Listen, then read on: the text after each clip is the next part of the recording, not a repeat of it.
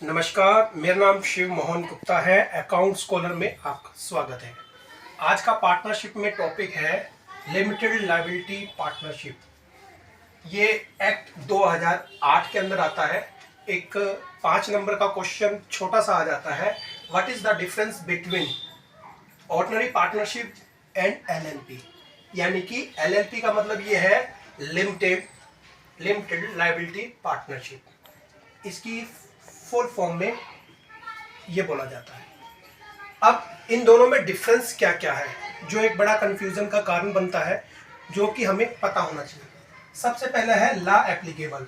जो ordinary partnership है उसमें जो पार्टनरशिप का एक्ट है वो 1932 लागू होता है, जबकि लिमिटेड लायबिलिटी पार्टनरशिप 2008 यानी कि 2008 एक्ट लागू होता है।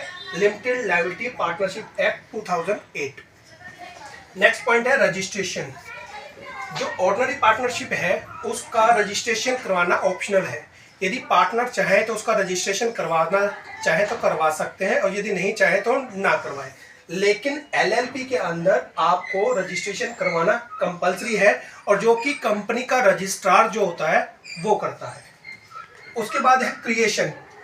इसका क्रिएशन एक एग्रीमेंट के थ्रू होता है, जो कि एक रिटर्न एग्रीमेंट होता है। उसमें पार्टनरशिप डीड से रिलेटेड सारी इंफॉर्मेशन अवेलेबल रहती है, और जो एग्रीमेंट के द्वारा ही किया जाता है। और इसका निर्माण बाय लॉ होता है, और जो कि हमने ऊपर बताया 2008 एक्ट, तो वही एक्ट के द्वारा ही इसका निर्माण होता है। 4 नंबर पॉइंट है body corporate cannot become a partner. Body corporate का मतलब क्या होता है, जो कंपनी प्राइवेट लिमिटेड है या लिमिटेड कंपनी है वो पार्टनरशिप में ए पार्टनर नहीं बन सकता। जबकि एलएलपी के केस में कोई भी कंपनी हो, चाहे वो प्राइवेट कंपनी हो चाहे लिमिटेड कंपनी हो, दोनों कंपनियां एलएलपी के अंदर पार्टनर्स बन सकती हैं। 5वां पॉइंट है separate legal entity. Partnership not legal entity है, यानी कि इसकी लीगल एंटिटी नहीं है। जब कभी पार्टनर इंसॉल्वेंट हो जाता है या कोर्ट के अंदर कोई केस चलता है तो फर्म और पार्टनर्स एक ही व्यक्ति, एक ही माने जाते हैं। यानी कि लायबिलिटी जो होती है फर्म के ऊपर, पहले फर्म से क्रिएट की जाती है, फर्म से ली जाती है। यदि फर्म्स के पास फंड्स नहीं बचता तो वो सारी लायबिलिटी पार्टनर्स को देनी पड़ती है। और एलएलपी के अंदर ये लीगल एंटिटी है, क्योंकि इसका निर्माण लॉ द्वारा किया जाता है, जो कि सेक्शन 2008 के अंदर जो ईयर है 2008 वही लागू होता है। Perpetual succession. परपेचुअल सक्सेशन का मतलब होता है कि पार्टनरशिप का लगातार चलना। यानी कि पार्टनरशिप जो ऑर्डिनरी होती है उसके अंदर वो कभी भी बंद हो जाती है। यानी कि यदि किसी पार्टनर की मृत्यु हो जाती है, जैसे ए और बी 2 पार्टनर थे, उसमें से किसी बी पार्टनर की डेथ होगी तो पार्टनरशिप ऑटोमेटिक ही बंद हो जाएगी, यानी कि बंद हो जाएगी। लेकिन एलएलपी के अंदर ऐसा नहीं होता। कभी भी कोई भी पार्टनर आ सकता है और कभी भी उस फर्म को छोड़कर जा सकता है। Number of partners.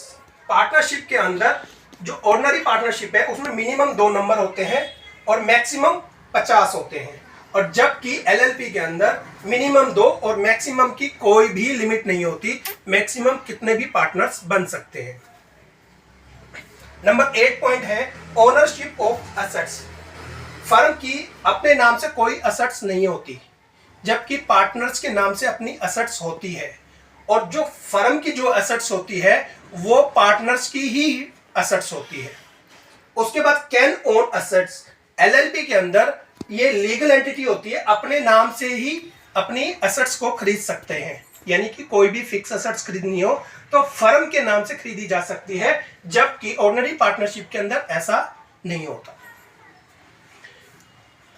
उसके बाद है last liability, unlimited liability. Unlimited liability का यहां पर यह मतलब है, जब कंपनी दिवालिया हो जाती है यानी कि इंसॉल्वेंट हो जाती है तो उसके मार्केट में जो लेनदार होते हैं उनको पैसा लेना होता है।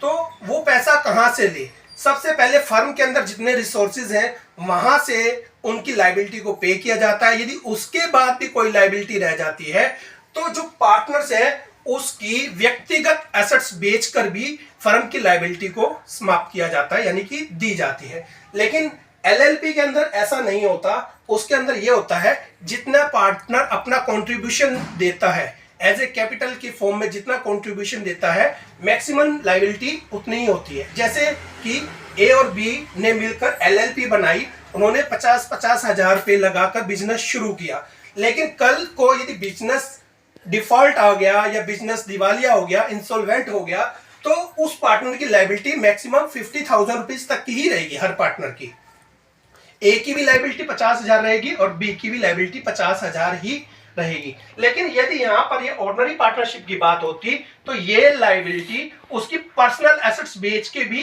की जा सकती थी। आज का वीडियो हमारा यहीं समाप्त होता है। आपको ये वीडियो कैसा लगा आप हमें जरूर बताएं। कमेंट्स बॉक्स पर अपने कमेंट्स दें, अपनी जानकारी दें, लाइक करें, शेयर करें। धन्यवाद। अब क्या लिखना है?